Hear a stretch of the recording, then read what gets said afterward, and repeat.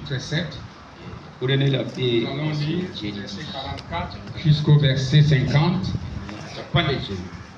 Nous allons prendre 1 Corinthiens chapitre 3, le verset 16 au verset 17.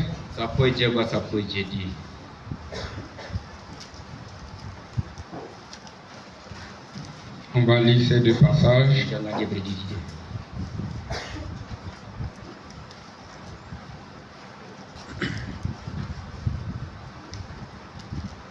Pour mettre un peu une toile de fond.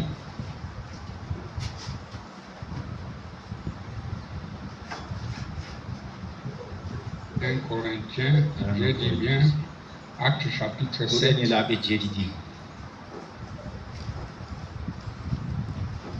verset 44. Un autre nous prépare 1 Corinthiens chapitre 3, verset 16 à 17.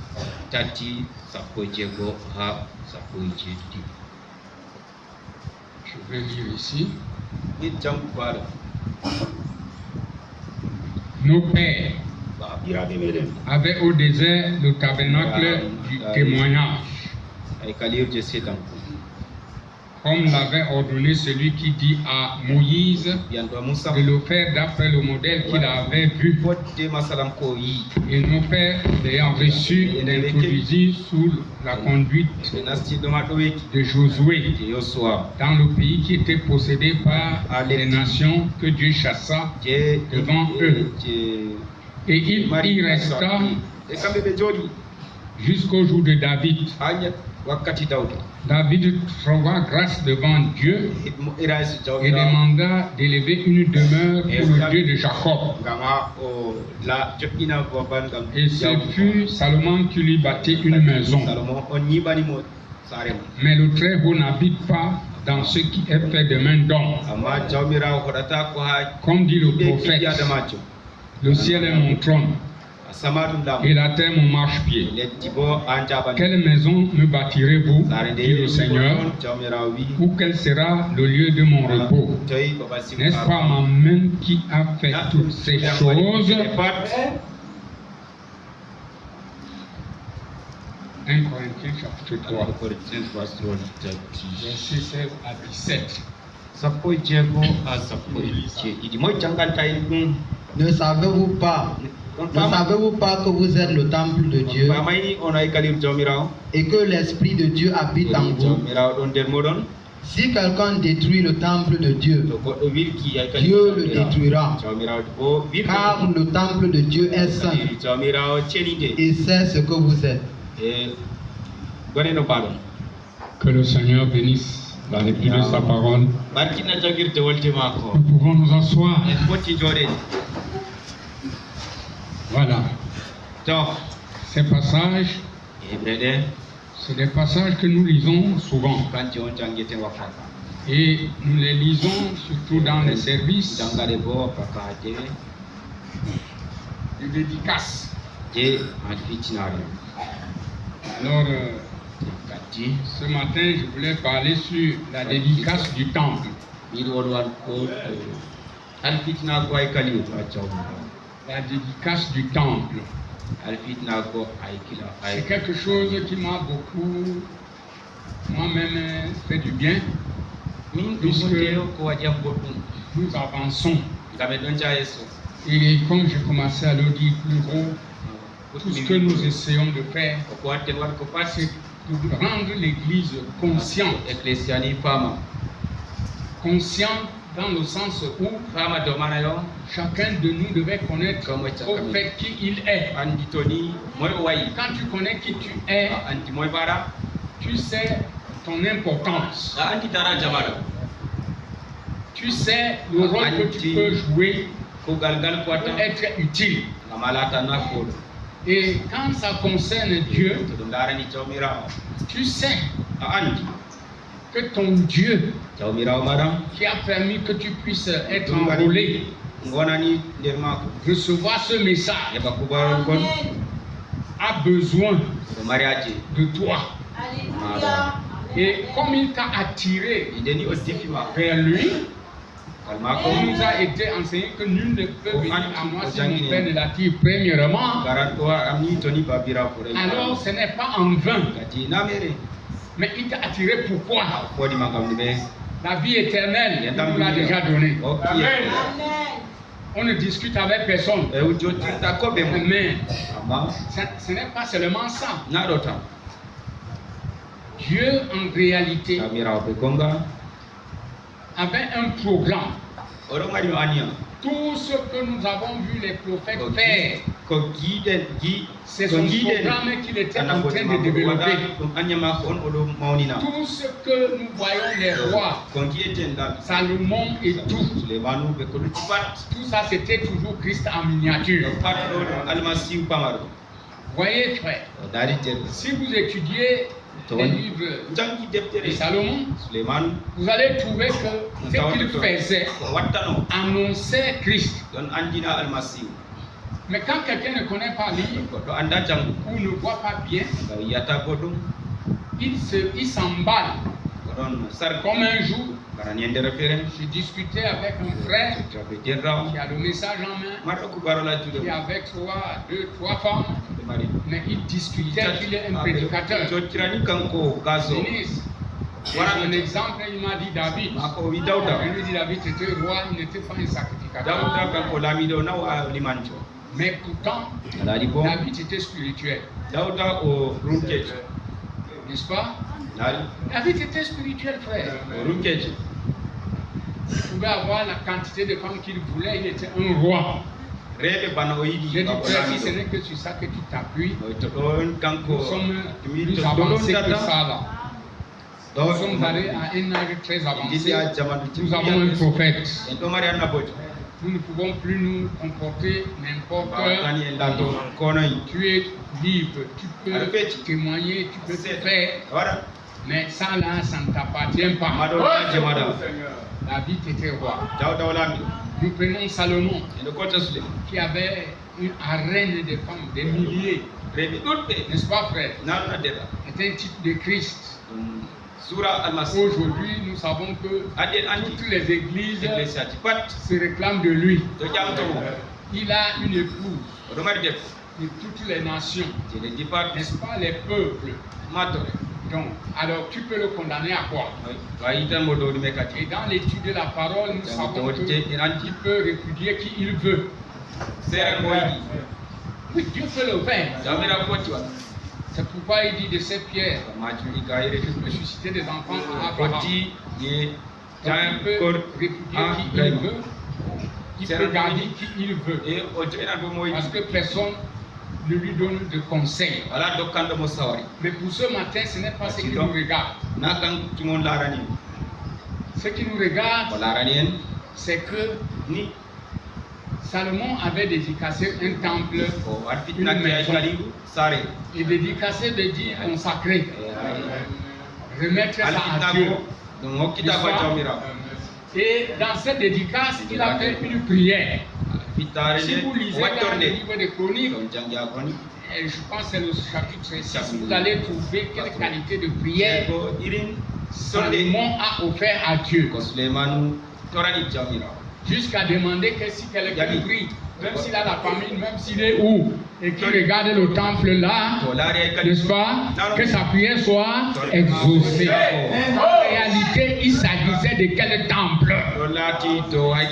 Parce que frère, ce n'était pas la maison qu'on a détruite là-bas. Ce temple que Salomon priait pour lui, en réalité c'était la maison, mais ce n'était pas ça. Le vrai temple de Dieu que tout le monde devait regarder pour être exaucé, c'était Jésus-Christ. Jésus-Christ. Et c'est quelque chose de formidable. Dites-moi, si ce n'était pas lui, pourquoi tout ce que vous demanderez, c'est en son nom que Dieu exauce? Il dit tout ce que vous lui demandez au nom de Jésus-Christ, il exauce. Si c'était le vieux bâtiment là, on l'a détruit et on l'a réfectionné. On a même déporté les gens, ils sont partis. Frères et sœurs, prenons nos choses au sérieux. Oh, cela m'a beaucoup intéressé quand cette ouverture est venue. Parce que le temple, c'est Jésus-Christ. Voilà pourquoi Étienne, que nous avons lu dans Actes, vous allez voir quel discours il tient. Il est quitté de l'histoire à la réalité. Il a raconté parce que c'était un homme. Il n'était même pas un ministre. Parce que les gens pensent que tu refuses de représenter Christ et tu ne peux pas. Est-ce que je suis un prédicateur? Tu l'es dans ta classe. Il témoignait. Des miracles s'opéraient. Dieu confirmait. Je suis sûr et convaincu que nous, ce matin, étant le peuple de Dieu, étant le temple de Dieu, chacun de nous doit avoir une confirmation. Tu es chrétien, tu dois avoir la confirmation de Dieu. Et quand tu témoignes ou tu parles de Dieu quelque part, tu dois être présent. Si ce n'est pas le cas, il y a quelque chose qui flotte. Oh Dieu, mais c'est sur toi. J'ai donné mon propre témoignage. Je ne connaissais même pas ce qu'on appelle un prédicateur. On nous prêchait, moi j'étais tellement à l'aise. Il y a des gens qui nous prêchent. Mais au quartier, j'étais un feu. Je témoignais. Les miracles s'opéraient. Je ne savais pas comment un miracle s'opère. J'ai vu un miracle qui allait me faire fuir de ma maison. J'ai dit un miracle qui allait fuir ma propre maison. Frère, j'avais des enfants. Et la semaine là, je ne suis pas allé au village, aller prendre la nourriture parce qu'on avait cultivé dans mon village, mon épouse et qui avait des vivres. Mais on a déménagé, je suis allé m'installer à l'arrondissement. Et j'avais ma petite maison que j'avais achetée, je suis resté là-bas. Donc la semaine là, j'étais très occupé, je suis allé prendre les vivres. Alors la famine a tapé les enfants. Ça m'a fait très mal. J'étais au salon, j'ai dit, mais il fait tard. Maintenant, si je prends le vélo, on va rentrer quand? On va préparer quand? La famine, c'est pas vrai ça. Je suis allé dans la chambre, j'ai prié. J'ai dit à Dieu vraiment, mes enfants pleurent. C'est pas qu'on n'a pas la nourriture, mais c'est loin. Il faut parcourir presque 20 km. Aller porter je fais maintenant comment? Frère, on dit que Dieu est réel. J'ai entendu quelque chose me dire. Dans le bassin de Gisèle, va là-bas, dans ton fumier, creuser la patate. Est-ce que vous avez entendu ça? J'ai pris le bassin avec Gisèle. Je suis allé devant, on avait un fumier à côté. Là on avait creusé les briques de terre, on remplissait ça avec la poubelle. Il y avait une tige de patate là-bas qui avait produit, on avait déjà creusé. Ça a séché. Vous savez que quand vous creusez la patate, les bords de la sèche. Frère, je suis parti avec la machette. On m'a dit de creuser, non? Je fais comme ça, c'est une patate qui sort. J'ai rempli le bassin. Quand le bassin était rempli, je creuse encore, il y a j'ai ramené. On a préparé. Quand je rends grâce pour manger, j'ai d'abord pleuré. Pour manger la patate, j'ai commencé à pleurer. Qu'est-ce qu'il y a? Qu'est-ce qui se passe même comme ça? Mon frère me dit, mais tu connaissais qu'il y avait la patate et on a de temps. Je dis, je ne connaissais pas. Je crois que c'est le Dieu que nous servons. Je ne savais pas. C'était un miracle qui arrivait comme ça. Mais celui-là n'est rien. Par rapport au second. Le second, c'est que j'avais envie de croquer l'arachide. Oh Dieu. Je crois que ce matin tu n'as pas changé. Tu es le même Dieu. Tu as accompli nos désirs. Tu peux restaurer. Tu peux nous élever vers toi. Que le monde ici sache que tu es un peuple à ma voix. C'est ma prière de ce matin. Amen.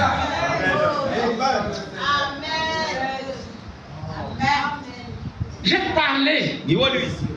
J'ai dit, oh, chérie, nous n'avons pas d'arachide, je veux croquer l'arachide. Alors on va faire comment? Nous n'en avons pas.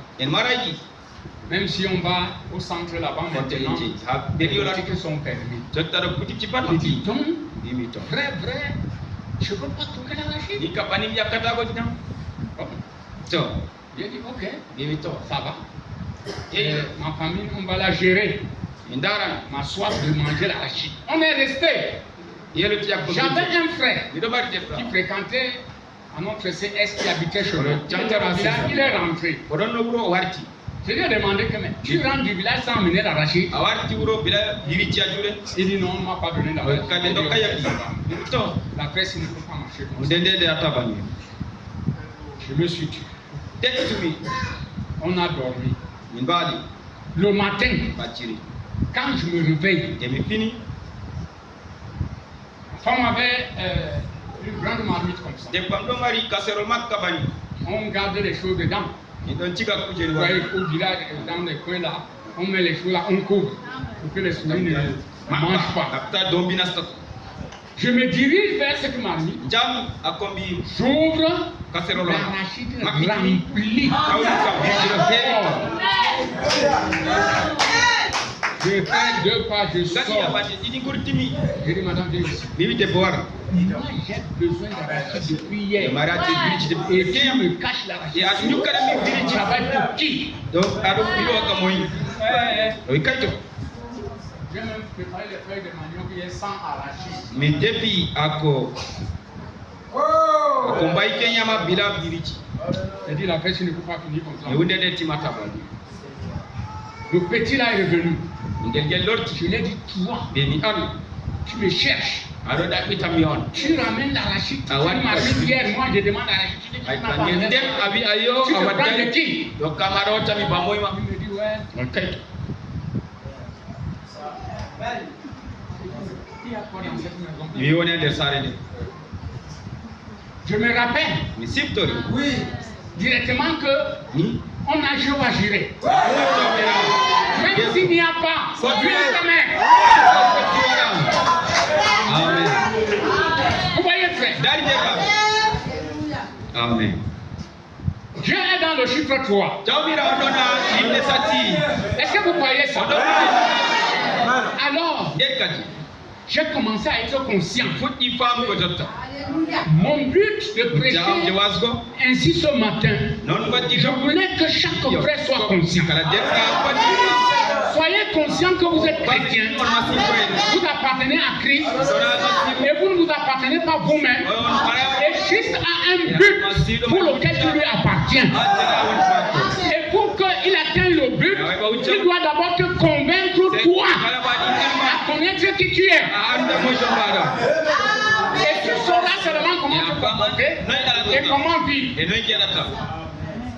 Le troisième témoignage, celui-là, c'était la mort. Il y avait une épidémie de rougeole pour les enfants. Et c'était, ça ravageait partout. Les étaient partout. Et moi j'étais feu flamme, je viens de croire. Quand on croit le message, ça enflamme le cœur. Je témoignais partout, je n'avais pas honte. Je savais que mon pasteur était un homme à la gâchette. Il opérait des miracles partout. Et s'il prie pour toi, si ça ne marche pas, Dieu descend. Il te donne un discernement. Et je suis content d'avoir eu un ministre comme ça. Vraiment enseigné. C'est pourquoi quand on a un pasteur spirituel très son ministère, tu ne perds pas. Il y a quelque chose qui ne va pas. Je veux que vous soyez conscients ce matin. Moi, je prie pour vous. J'ai insisté devant Dieu. Alors, ça ravageait. Je suis allé enterrer une de mes cousines qui était décédée dans un village. Je suis rentré. La nuit, je dormais. Je vois un cercueil qui va quitter. Ça entrait dans mon salon. On pose ça sur ma table. Je dormais. Mais pourtant, c'était des choses sérieuses. Mais sur ma table, un cercueil, ça vient chercher quoi?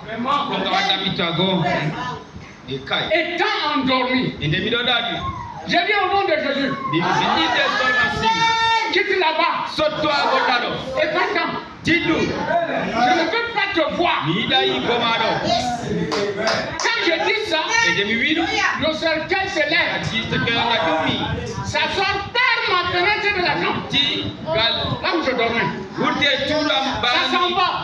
Ça traversait. Je voyais le cercueil partir. Oh, le Seigneur, c'est que ce que je dis est vrai. Je voyais comment ça quittait. Ça traversait la rivière. Ça filait, frère. C'est parti tomber dans mon village. Je dis non. Je me suis réveillé.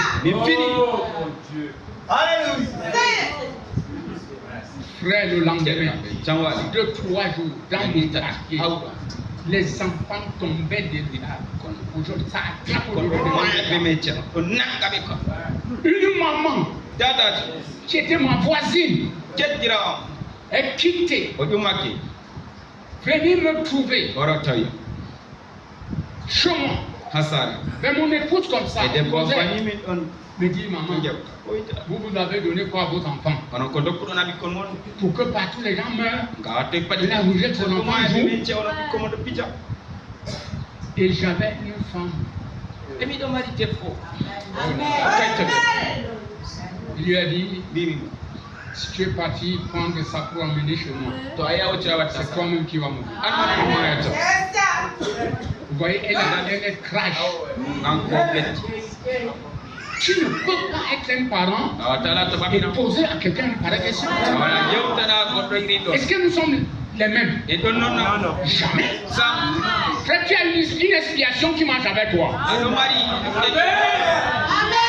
tu as une expiation qui marche avec toi. Tu ne peux même plus marcher avec le péché. Une petite photo que tu fais seulement comme ça là, Seigneur, je ne voulais pas. C'est liberté. Église, on va prêcher même fois. On va vous dire comment. Pour que vous voyez la chose aussi comme ça.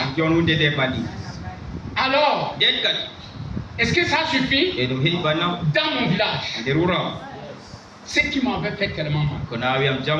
Frère, les enfants mouraient. Ils sont partis consoler un cousin. Il me dit que, ouais, Roger, la fesse m'a dépassé.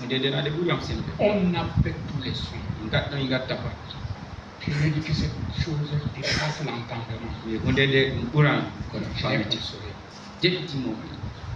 Vous savez, être en Christ, d'abord, c'est un avantage. Si un jour, vous pouvez être conscient que vous êtes en Christ, c'est un avantage. Puisque Christ a été jugé, il a été condamné. C'était pourquoi? C'était pour toi et pour moi. Et il est mort. C'est la chair qui était morte. Son esprit n'était pas mort. Mais c'est vrai. Puisque quand on a mis la tombe dans la grotte, son corps dans la grotte. Il est parti aux Antilles. Aller prêcher les hommes qui étaient en prison. Leur donner le témoignage. Celui que Moïse a parlé, le voici ici. Il a botté Satan là-bas. Il a pris les clés. Il a libéré les prisons. Il peut le faire ce matin. Il a la colère. Il a enlevé ça. Tu as la prison de l'insoumission à ton mari. Ce matin, Dieu peut t'enlever ça. Si tu veux, à celui qui veut boire, qu'il vienne boire. Nous ne sommes pas esclaves. Dieu nous a libérés. Nous n'avons pas besoin de continuer à rester là comme si nous sommes sous la servitude. La servitude avec Satan, c'est fini.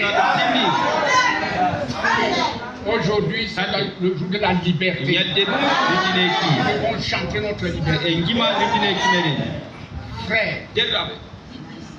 l'appel m'avait marqué. Et c'est comme ça que Dieu m'exauçait. J'avais eu vraiment des choses. J'ai vécu une vie surnaturelle de vie. Je ne connaissais pas que je veux prêcher. Non. Il est vrai que j'avais des signes depuis mon enfance. Ce n'est pas ça. Et ça ne m'étonne pas. Pourquoi ma vie est comme elle est là comme ça? Il faut que Dieu t'ouvre les yeux pour savoir avec qui tu marches. Tu vas toujours s'alimenter là. Ce n'est pas ça. Il faut que nous voyons les choses spirituellement. Oh. La dédicace du temps. Salomon donc a construit le temple. C'est David qui avait le plan. Mais c'est Moïse qui a donné le modèle. Vous voyez comment ça descend. Et quand David voulait construire cette maison, Dieu lui a dit non. Tu as versé beaucoup du sang. Mais c'est ton fils Salomon qui va me construire la maison. D'ailleurs, est-ce que Dieu avait demandé qu'on lui construise une maison? David Étienne dit ça. Si vous lisez le témoignage dans les Chroniques, vous allez voir. Et Salomon a prié pour cette maison. Le jour de la dédicace, la consécration, la gloire de Dieu est descendue. Jusqu'à ce qu'on ne pouvait plus faire le service, ça a rempli la maison. C'était physiquement qu'on voyait. Quand le Saint-Esprit descend sur un homme, sur une femme, que ça soit sans sensation, que ça soit avec les sensations, ta vie, on voit Dieu à la lettre. Je ne peux pas croire à un Saint-Esprit qui est en retrait. Les hommes meurent là dehors. On ne peut pas s'approcher d'un homme lui dire mon frère, il y a meilleur quelque part. Est-ce que tu peux écouter? Ça peut t'intéresser, ça peut t'aider. Tu n'as pas besoin de lui donner notre doctrine. Ils sont endoctrinés. Tu as besoin de lui montrer quelque chose de spécial. Il te voit quand tu parles, ta parole a l'autorité. Parce que ce n'est pas ta parole, il y a quelqu'un derrière toi. Et Satan voit le doigt de Dieu derrière toi. Et le Dieu que tu as derrière toi, c'est Jésus-Christ.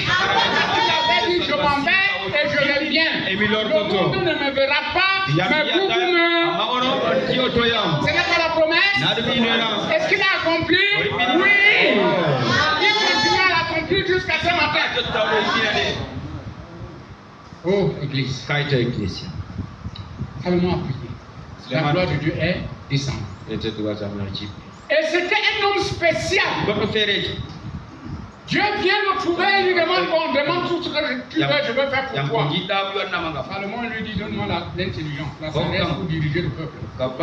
Dieu dit, comme tu n'as pas demandé les richesses ou une vie longue et tout ça, bon, je t'accorde ce que tu demandes, mais moi, je te donne la richesse.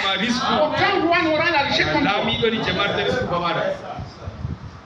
Et une vie heureuse. Ce n'était pas un type de triste frère. De tout le règne de Salomon, il n'y a pas de seule guerre. Et je vais vous dire, Ce matin, quand nous allons entrer dans notre millénium, il n'y aura même pas quelqu'un. Là-bas, le millénium, on nous dit que celui qui meurt à 100 ans est maudit. Le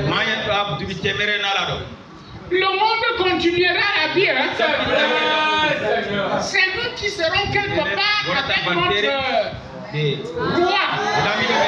La première fois qu'un homme mettra 1000 ans sur la terre, 1000, quand tu es là seulement, 1000, tu fais 1000 ans sur la terre, ça sera la première fois. Mais ça pouvait mettre l'église en feu. Vous vous souciez de quoi? Il y a quoi qui vous a dépassé? Les petits vêtements, les chaussures, la nourriture. N'est-ce pas la Bible vaut plus que toutes ces choses? Oh église, la dédicace du temps. Comme ça, je pensais que je veux prêcher 145 minutes. Ça va déjà comme si ça va me dépasser. Maintenant, je ne veux pas seulement continuer à parler. Je voulais un peu lire le prophète Branham dans la dédicace qu'il a prêché à Elizabeth Monton aux USA en 1962. Bien. Maintenant, tous nous savons que le terrestre n'est que le type du céleste. Amen. Le naturel n'est que le type du spirituel. En réalité, celui dont il parlait concernant le temple, c'était Christ. Mais Salomon, le fils de David, selon la chair, dans le naturel, plus loin nous lisons dans un roi, si vous voulez le lire, il construisit le tabernacle que David allait construire. Parce que Salomon fut un homme de paix et plein de sagesse. Il n'allait pas à la guerre comme David qui avait versé beaucoup de sang. Il était un homme de paix. Et Dieu lui donna de la sagesse. Quand il lui fut demandé ce qu'il désirait en présence de Dieu, il demanda seulement la sagesse pour conduire le peuple de Dieu. Et il n'a jamais choisi les grands dons que l'on pourrait choisir. Mais maintenant, nous voyons qu'il y a une grande application spirituelle à laquelle j'aimerais principalement me référer. Maintenant, si vous lisez dans un roi, vous trouverez à ce sujet que Salomon, juste encore un jeune homme, se mit à construire ce temple dont son père avait reçu de Dieu la promesse de lui construire, qu'il lui construirait. Vous voyez, il est resté dans la ligne des Écritures et des promesses. Est-ce que nous sommes ensemble? Si nous voulons réussir en tout ce que nous entreprenons, nous devons rester dans la ligne des Écritures et des promesses de Dieu. La même ligne. Quand on sort de cette ligne, c'est un fiasco. Nous devons y rester. Maintenant, ce que nous devons toujours faire pour réussir, c'est de rester dans la ligne des promesses de Dieu. Peu importe combien ça semble mieux d'aller dans cette direction-ci ou dans cette direction-là, rester dans la ligne des Écritures. C'est là où beaucoup d'entre nous sont battus. Les choses ne vont pas. Quelqu'un dit on se débrouille. Et dans le monde, ils ont un slogan qui est diabolique. Le slogan diabolique dit que aide-toi et le ciel t'aidera. Menteur! Crée-toi, ventre paresseux! Si tu peux t'aider, Dieu n'a pas besoin de t'aider. Si nous pouvons mettre notre confiance sur Dieu, il peut nous aider. Il nous fera des choses qu'un homme ne peut pas faire pour toi. La preuve est là. Je peux prier pour toi. Je peux t'imposer les mains. Mais celui qui te donne le Saint-Esprit, c'est Jésus-Christ. Est-ce que c'est bon? C'est pas vrai? Je peux te témoigner. Je peux t'exhorter. Mais celui qui t'a permis, c'est la grâce de Dieu. Tout ce que nous faisons là, nous crions comme ça. C'est pas tout le monde qui prend ça de bon côté. En réalité, ce que nous faisons, c'est pour vous mettre à la hauteur de vos promesses. Chacun a son langage. sa manière d'exposer la chose. Mais le point visé, c'est Christ en nous, l'espérance de la gloire. Il n'y a rien qui dépasse ça. Même les gratte-ciel, même si tu marches à pied. D'ailleurs, Dieu a promis que s'il est déjà en toi, le reste des choses, il sait que tu en as besoin. Ah oui. Non. Vous voyez, peu importe. Et Salomon savait que Dieu avait promis à son père David qu'il lui construisait le temple. Nous lisons maintenant et prenons à partir de la dédicace du temple. Allons encore dans Actes chapitre 7, verset 44. C'est ce que nous avons lu. Vous voyez, frère, Salomon lui construisit un temple parce qu'il a été promis par David. David avait promis à... Dieu avait promis à David qu'il construisait le temple.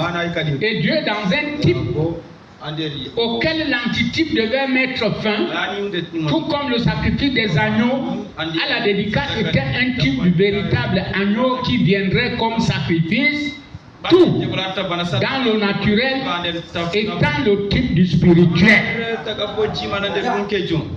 Nous trouvons qu'après que ceci eut lieu, Étienne en parle, il dit, nos pères ont trouvé grâce devant Dieu, et Salomon lui construisit un temple. Mais néanmoins, le Très-Haut n'habite pas dans ce qui est fait de main d'homme. Comme le dit le prophète, le ciel est mon trône, la terre est mon marchepied. Et quelle maison me bâtirez-vous? Le ciel est mon trône, la terre est mon marchepied. Et comment pourriez-vous me bâtir une maison pour que j'y habite? Ensuite, comme c'est beau, Hébreux 10, chapitre 10, verset 5 dit, mais tu m'as préparé un corps, montrant que Dieu allait habiter dans un corps.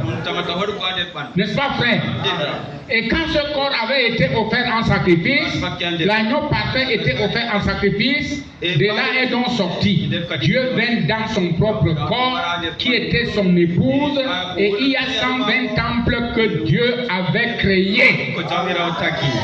120 temples que Dieu avait dédicacés, qu'il avait créés le jour de Pentecôte, et qui étaient prêts pour la dédicace, desquels toute incrédulité était ôtée, et ils se rassemblaient dans la chambre haute et attendirent pendant 10 jours le service de dédicace.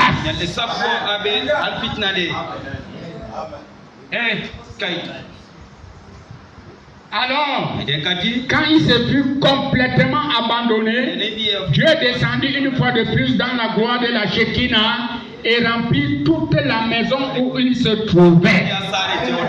Est-ce que nous sommes prêts ce matin à nous abandonner entièrement à Dieu, frère? C'est là le problème. Oh, cette porte, bon, Dieu peut entrer ici, mais ici il ne doit pas toucher. C'est ma vie privée, ça n'existe pas. Disons-nous, abandonnons toutes ces choses, ces petits plans, ces petits moi je ne veux pas que l'homme me mette tous les pieds. Abandonnons ça. Oh, Manila, il pense que c'est quoi? Abandonne ça. Comme la servante, il pense que quoi? Abandonne ça.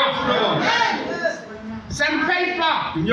Tu crées seulement l'amertume dans ta maison poussière. C'est quoi, frère?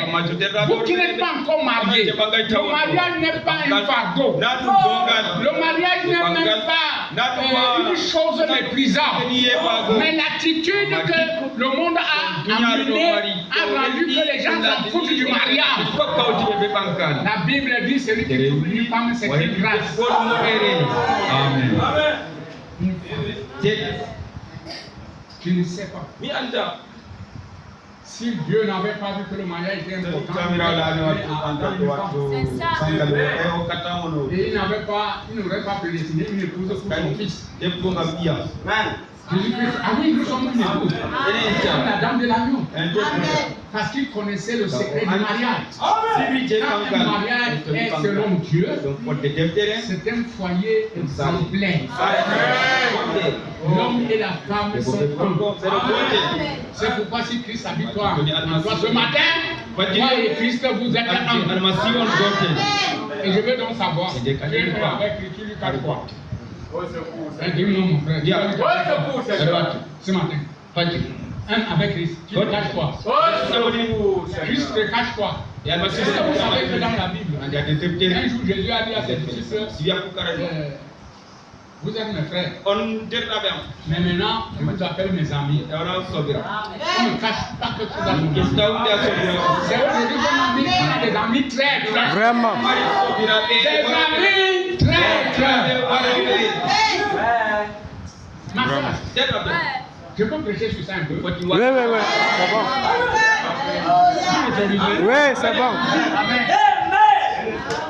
Ma soeur, tu es une fille. Si un frère commence à te regarder clandestinement, tu ressens que ce frère ne dit ça à personne. Parce qu'aujourd'hui, les amis trahissent. Est-ce que tu vas dire ça? Tu vas voir le combat. On va te détourner ce gars. Tu parles pourquoi? Reste tranquille. Même avec ça. Jusqu'au jour où ça sera visible.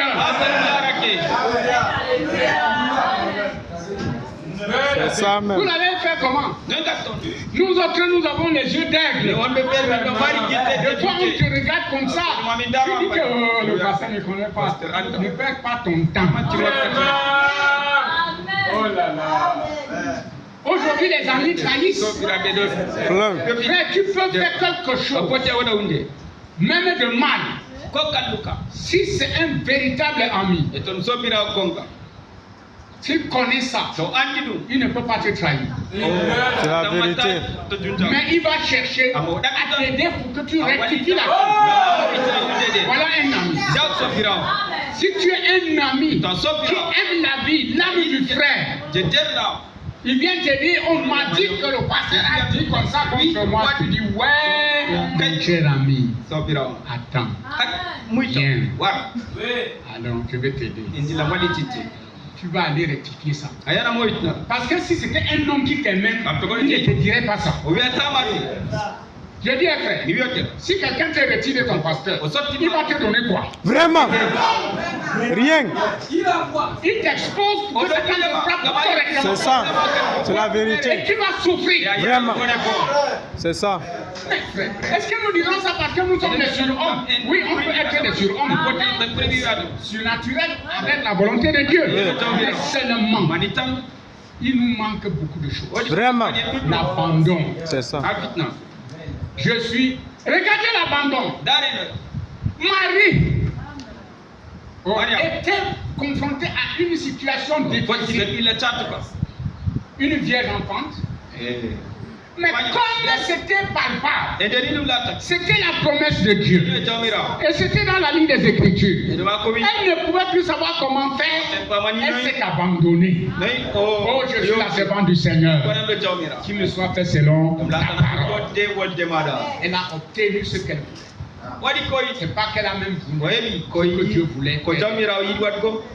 Il ne faut pas divulguer vos secrets n'importe où. Vraiment votre ami. Et aujourd'hui, la vraie amitié tend à disparaître. Jésus-Christ n'est pas seulement notre sauveur, mais il est aussi notre ami. Jésus-Christ est un compagnon de voyage. Il est ton ami. Là où quelqu'un ne peut pas agir, lui, il agit. Si tu peux respecter cette ami-là, tu vas voir, ta vie va changer. Ton comportement va changer. Et tu seras heureux. Les gens vont te voir jubiler tout le temps. On lui a dit que toi tu manges quoi? Je mange le poisson. Aussi tu manges. Mais ta voix là, est-ce qu'il y a pas l'argent dans ta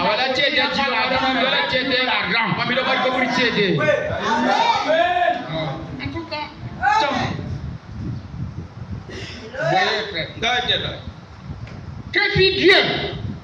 De la même manière que là, je reposais sur ses propres socles pour le message de ce jour-là, Dieu reposa dans son propre canal, non pas dans une dénomination ou dans un bâtiment fait de main d'homme, mais dans le cœur de l'homme. Il entra dans son lieu le dernier jour, ainsi que l'avait dit le prophète Joël. Il arrivera que dans les derniers jours, je répandrai ma Shekinah sur toute chair. N'est-ce pas, Église? C'est Joël qui avait prophétisé. Vos fils et vos filles prophétiseront, vos jeunes gens auront des songes et les vieillards verront des visions. Dieu vient dans son lieu de repos, là où il trouve du repos. Ce n'est pas dans un bâtiment, mais dans le cœur de son peuple qu'il trouve du repos. Frère, si ça là, tu ne peux pas soulever quelqu'un. Faire sortir de l'incrédulité, moi je ne sais pas. L'incrédulité n'est pas le tambour. Une question que tu poses te rend incrédule. C'est pourquoi nous n'avons pas besoin des questions d'amour. Quand nous allons dans la maison de Dieu, nous allons pour être édifiés. Le pauvre prédicateur prêche. Frère, si la chose qu'il prêche ne t'intéresse pas, mets ça de côté. Prends ce qu'il a dit qui t'intéresse. Mais il va arriver que la chose que tu as mis de côté, c'est ce qu'il te parlait. Mais tu le verras plus tard, même quand tu as déjà le retard. Et c'est toi qui commences à courir derrière, quand cela t'était exposé.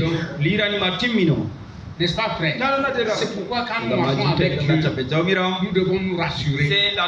Si ce que nous faisons est conforme à la promesse et à la ligne des Écritures. Voilà la base de nos échecs. Ma soeur, à la maison, quand tu vis, la vie de la chair est chère. Cependant, quand tu as reçu Christ, ta chair est soumise.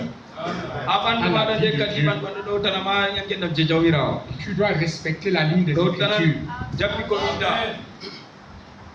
Ton mari doit aussi respecter la ligne des Écritures.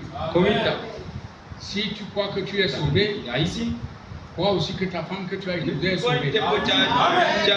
Et que le dernier jour, nous devons nous retrouver là-bas. Il ne t'appellera plus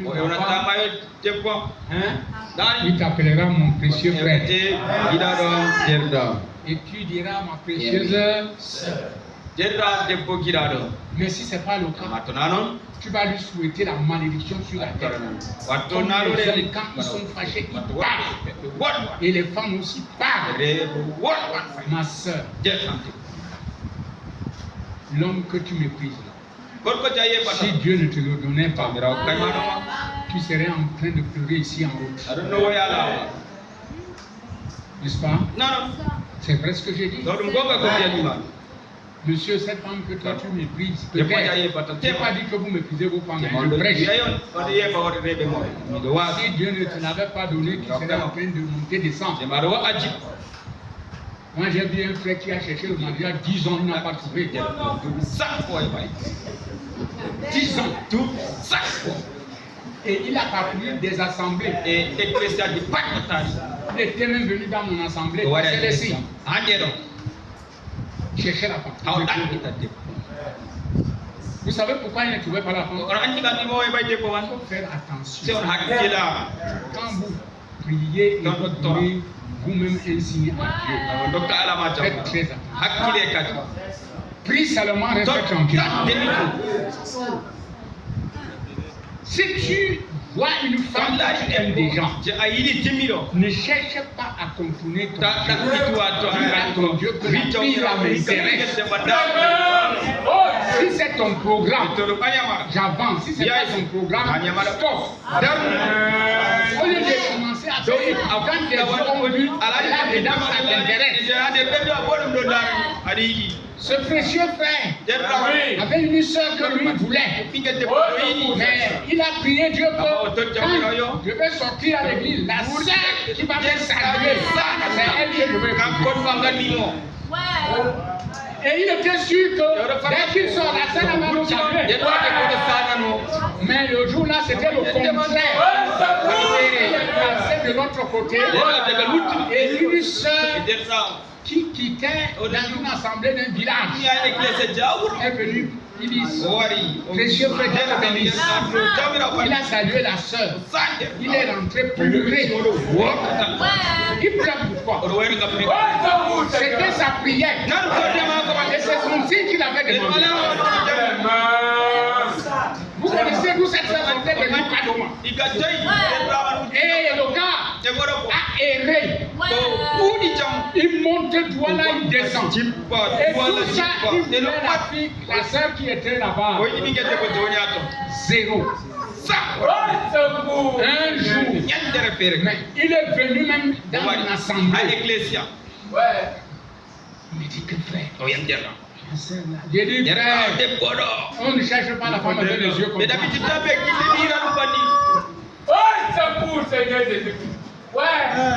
Un jour, Dieu lui a fait grâce. Il dit, mais tu es mort. Ta prière, ta femme t'attend. C'est toi qui avais demandé. Et frère, il a épousé cette soeur. Et il est heureux avec elle.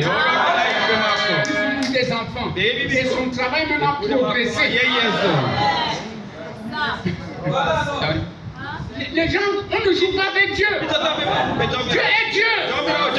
C'est le Créateur. Il connaît nos cœurs. Là où nous sommes, il connaît nos penchants. Mais si tu t'abandonnes, il sera l'ennemi de tes ennemis. N'est-ce pas? Et il combattra pour toi. L'église, sortez de la souffrance. Soyez libérés de cette prétexte, de ces vaines pensées. Dieu veut dédicacer son temps.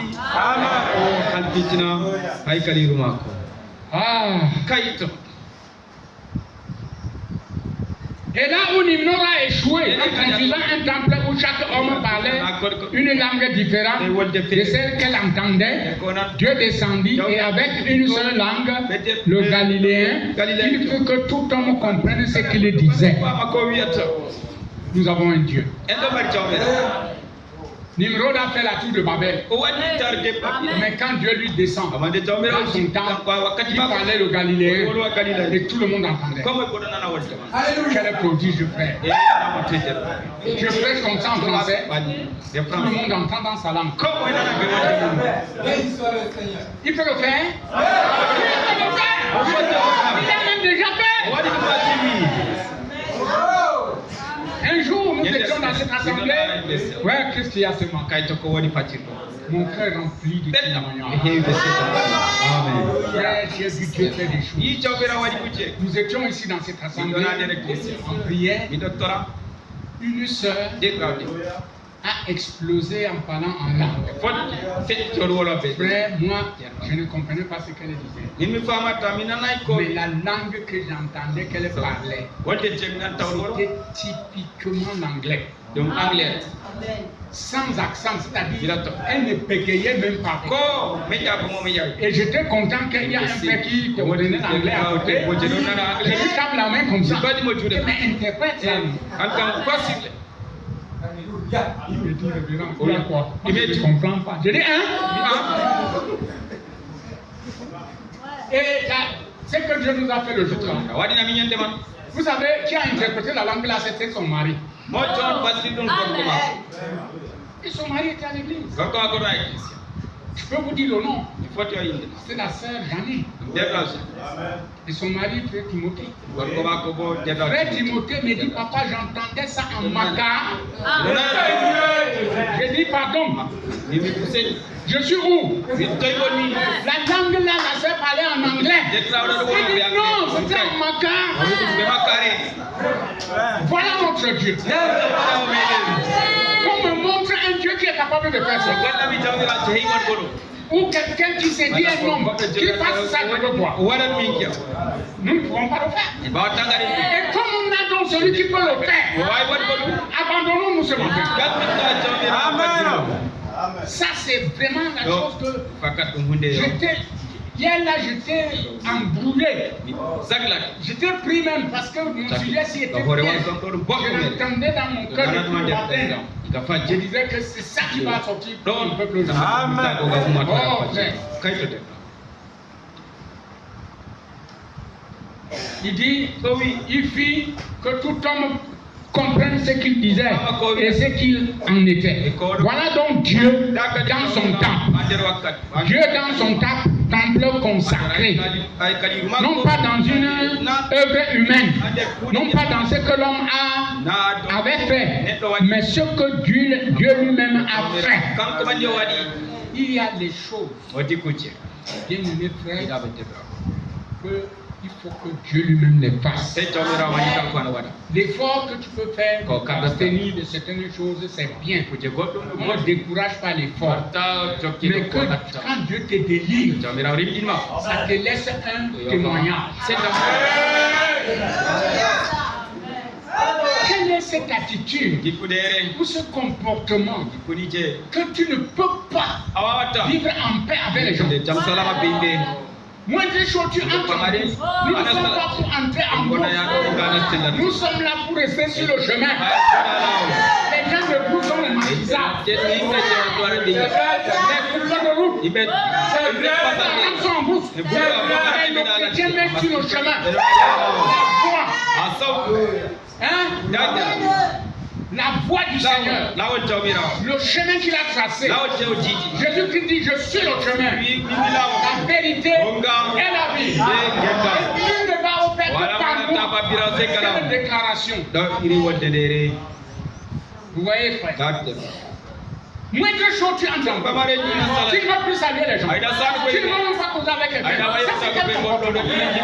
C'est au ciel comme ça. Dans quel ciel même? Là-bas, quand William Branham Dieu l'a amené là-bas, tout le monde bien aimé frère. Et les gens là marchaient au rythme. Ils étaient les mêmes. Jeunes, forts, beaux. Il n'y a pas de leader là-bas. Il n'y a pas de infirmiers là-bas.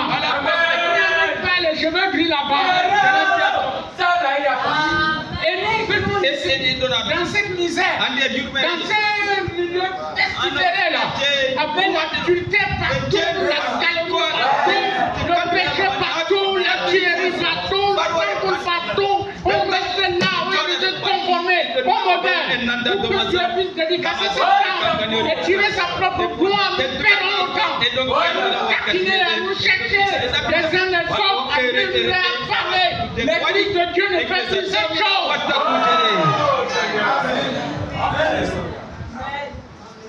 Nous avons besoin d'un rafraîchissement. Nous avons besoin que Dieu intègre son temps. Il faut le lieu de repos. Ton cœur, mon frère, ton cœur, ma soeur, tout ce que tu habites dans nos cœurs. On va voir la vie changer. La vie devient belle.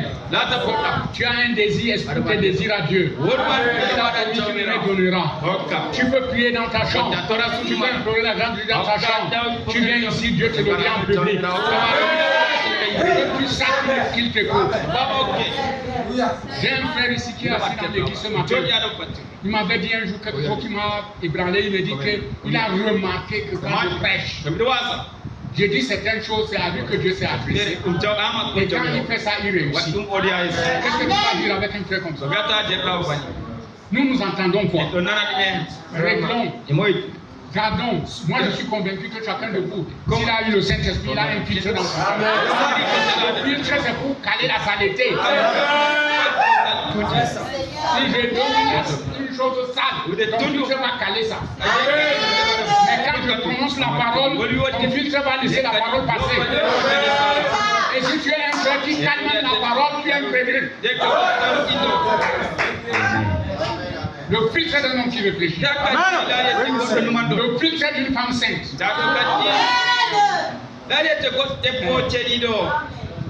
Je pense que c'est une belle évangile. L'église va être forte. Mon but, c'est que vous devez être fort. Rien ne doit vous ébranler. Frère, si tu n'as pas l'argent, sers Dieu avec tes pieds. Je ne suis pas d'accord. Quand quelqu'un dit si j'avais l'argent, j'allais faire. Moi, je ne suis pas d'accord. C'est pas scripturel. La Bible dit La bonne volonté, quand elle existe, c'est en fonction de ce que tu as les pieds, tu les possèdes. Tu as tes mains pour taper Dieu. Tu les possèdes, mais tu ne tapes même pas. Tu as la bouche pour le louer. Tu ne le loues même pas. Tu as les yeux pour voir. Les yeux te conduisent où? Pour marcher. Les pieds te conduisent où? Les pécheurs meurent là-bas au quartier. Voilà d'abord ce que tu as. Mets-le au service. Amen. Et en ce temps-là, quand Dieu va mettre les makuta dans ta poche, tu pourras aussi servir Dieu avec. Sinon, ça c'est des babas de rien. Tu ne verras rien.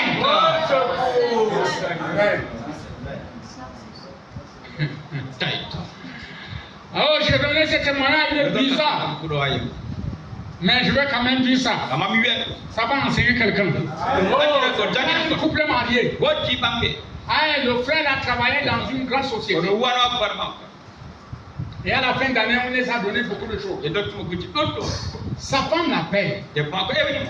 La nuit, il dit que on a ça. Le carton, ça va donner au pasteur. Le gars lui dit, le pasteur t'a dit qu'il a besoin de ça. Il dit, mais même s'il n'a pas besoin, il va lui donner. Il n'a pas besoin de ça. Il n'est même pas à ce niveau d'un carton. Regardez un homme comme ça. C'est qu'il ne m'aimait pas. C'est tout. C'est un ignorant. Nous avons besoin des dames. La femme sulamite. Et on a aussi besoin des hommes. Comme celui-là. Que cet homme lui dit quelque chose. Concernant un homme de Dieu, il a compris. Et Dieu voit ça en secret. Et il vient vous le rendre publiquement. Regardez un homme comme ça. Et il est à l'église. On prêche, il dit Amen. Vraiment. C'est un témoignage qui peut aider quelqu'un. Quand j'étais jeune ministre, je m'en vais quelque part. On me donne l'argent, je ne prends pas. Et c'est pas pour ça que je suis venu ici. Je partais avec mon petit sou, aller dans ma poche. Il a fallu que le Seigneur me reprenne. Parce que frère, quand nous prêchons l'évangile, je voulais que les gens enlèvent dans les cervelles que c'est l'argent que nous cherchons. Un frère Douga, c'est pas l'argent que nous cherchons. Mais nous cherchons vos âmes. Et quand ton âme est entre les mains de Dieu, que tu as trouvé que c'est son temple là-bas. Vois-moi comment je suis gaillard. Et ton argent sera mon argent. Oui, frère, c'est normal. Ton argent sera mon argent. C'est-à-dire quand tu donnes ça, tu ne regrettes même pas. C'est pourquoi je dis, mes confrères, perdez le temps à crier sur l'argent. Moi, je ne crie pas tellement sur l'argent. Je crie sur le Saint-Esprit. Que si tu as le Saint-Esprit, tu apporteras ton argent. Ça, c'est sûr. Si tu dis que tu as le Saint-Esprit et tu ne finances pas l'œuvre de Dieu, tu es menteur. C'est le Saint-Esprit qui a écrit la Bible. Et le problème, le mauvais problème qui est à l'église, c'est que prêche tout, ne touche pas la paix d'argent. Je vais vous dire une chose. Dans ce cas-ci, s'il y a un temps où le peuple de Dieu devait se réunir, c'est maintenant. Mauvaise chose. Même au nom du message. Je vais dire ça à l'église pour que vous preniez garde. J'ai vu une église qui prétend prêcher le message où le pasteur faisait des invocations qui multipliaient l'argent en pleine église.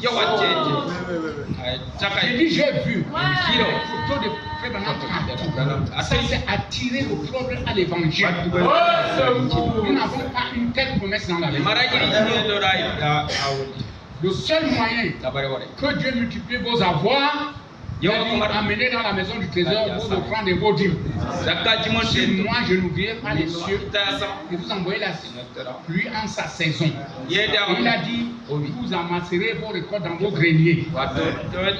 Donc, quand un chrétien est ponctuel à ces choses, si Dieu ne multiplie pas ton avoir, c'est que tu le fais mal. Récemment, quand j'ai vu ça, j'ai écrit. Moi, je n'écris pas, mais j'ai écrit. Heureusement, tellement les frères ont saboté ça. Au nom du message, quel message? Notre prophète ne nous a pas montré des choses comme ça. Mais j'ai vu au prophète un jour, quelqu'un était vraiment malade. Quand il est venu pour lui, faire dans la dit que non, tu ne peux pas avoir la guérison. Parce que tu as une grande dette avec Dieu. Tu dois à Dieu la dîme. Église, vous suivez ça? Amen. Le gars dit c'est vrai. Il va compter cet argent que tu donnes. Et tu seras guéri. Il est parti, il a compté, il a donné. Vraiment, on dit c'est pas complet. Il a des calculs. Il a repris les calculs, il a trouvé qu'en réalité ce n'était pas complet. Il a complété. Quand il revient, tu es guéri. Tu vas dire quoi? Les chrétiens attendent que ça soit comme ça? Non, monsieur. Non. Si Dieu même me montre que tu ne fais même pas la vie, je ne te dis même pas. Parce que la parole t'a déjà dit ça. Les gens qui maigrissent. Nous avons plein d'autres même sont ici parce que voilà, à Washington. Fais c'est ton petit problème. Mais le jour que tu comprendras, tu sauras que tu agis mal. Hein, église? Ça vous frustre quand je dis des choses comme ça? Si vous êtes l'église du Dieu vivant, ça ne peut pas vous frustrer. Quand vous le faites, il ne faut pas le faire pour consacrer à au moins. Et ça, c'est des histoires. Tu le fais, Dieu le voit. Dieu va te récompenser. Oui, monsieur. Oh, c'est stupide, oh Dieu des gens. Ils ne saisissent pas cela. Ils sont nés pour ne pas saisir cela. Ainsi, ils ne le saisiront pas. La Bible le dit très bien. Dieu remplit toujours son temple. Il remplit son temple au jour de la dédicace. Il le remplit de sa personne. De même, aujourd'hui, Dieu remplira chaque temple qui se consacrera complètement à lui. Mon frère, ma soeur, consacre-toi complètement à Dieu. Tu vas remplir ton temple. Voilà le problème. Frère Branham dit nous ne recevons pas le Saint-Esprit parce que nous ne nous repentons pas complètement. Il faut se repentir complètement. Oh là là. Oh, tout ce qui... Le temple, ce n'est pas ce petit bâtiment. Le temple, ce n'est pas celui qui est à Lake City. Le temple n'est pas celui qui est à Rome. Le temple, c'est vous. Oh, il dit le temple, c'est vous. Vous êtes les temples dans lesquels Dieu veut habiter et par lesquels il veut s'exprimer. Aujourd'hui, pour entendre l'expression de Dieu, il faut que ce soit dans ces temples. Afin que toutes les nations puissent le connaître. Vous êtes les images vivantes de Dieu. Une image vivante. Ce n'est pas les photos. Hein?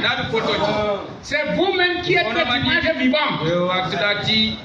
de Dieu par lesquels Dieu veut travailler. Il a dit s'exprimer, maintenant travailler. À tout moment que tout homme ou toute femme oubliera toute la fausseté qu'il a entendue dans le monde. Non. À un moment, il n'est pas attentif à ça.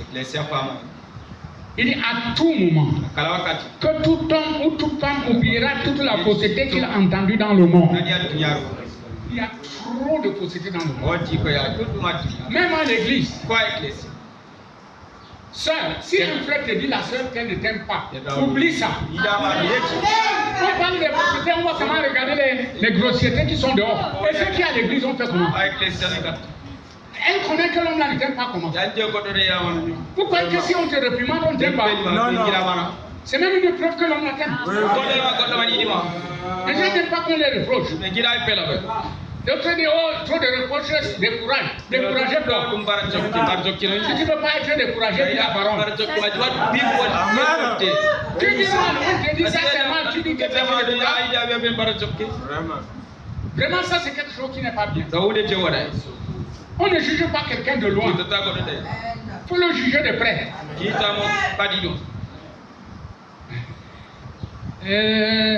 Oubliera toute la fausseté qu'il a entendue dans le monde et qui se conformera aux Écritures et s'en tiendra à elles, tout comme Salomon s'est conformé à ce que Moïse avait fait. Moïse s'est conformé à ce que Dieu avait fait. Dieu a toujours honoré cela. Abraham s'est conformé à ce que Dieu a fait. Nous avons vu les résultats de Abraham. Un homme. Frère, quand vous voyez les vidéos du prophète, une multitude, une foule sous la tente comme ça. Toi, un seul homme debout, tu défies les démons. Les enchanteurs sont venus. Au nom de tel zéro. Lui, quand il est monté, il a dit au nom de Jésus. Ils ont fui. Le nom de Jésus est un super nom. C'est un nom qui est au-dessus de tout. Parce que nous l'invoquons, c'est qui invoque le nom du Seigneur qui est séparé de l'iniquité. Nous l'invoquons sans résultat à cause de nos iniquités. Si quelqu'un me dit qu'il n'a pas les iniquités, il est menteur. Mais maintenant, il y a notre passage qui nous dit que si nous les acceptons, le sang nous purifie de toute iniquité. Il faut reconnaître ton côté négatif. Et tu le confesses à Dieu. Le sang de Jésus qui te purifie. Et la communion fraternelle est obligatoire. Quand nous marchons dans la communion, le sang de Jésus nous purifie. La communion enlève les soupçons. Nous nous asseyons, 3, 4 frères, on cause, on témoigne, et nous sommes heureux. Frère, vous croyez que quand tu te sépares là, tu as encore les mauvaises pensées? Non, tu n'as pas les mauvaises pensées. Et la communion aide beaucoup. Avant que nous ayons communion avec les gens de dehors, nous devons avoir communion entre nous. Et entre nous, la communion s'étend. Nous, on a gagné les âmes à cause de la communion.